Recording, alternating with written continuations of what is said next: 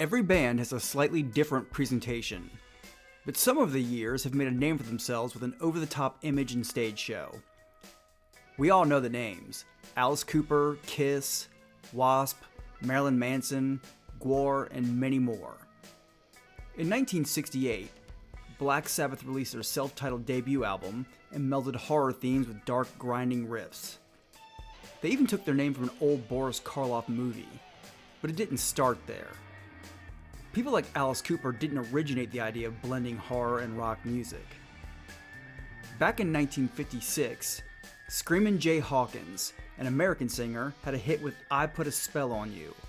He adapted a stage persona that suggested voodoo themes, complete with a smoking skull on a baton. He peppered his talented singing with guttural growls and menacing looks, a very different presentation in the 1950s. He was a big inspiration on a young musician across the pond.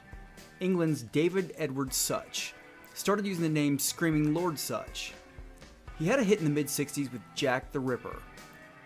His performances would go another step further, including pretending to menace the audience and even simulated stabbing scenes. The music was very much of the era, with the 60s vibe and simplicity. Around the same time, fellow Englishman Arthur Brown had begun donning outlandish makeup and even a flaming headpiece. He had a hit in 1968 with his song Fire.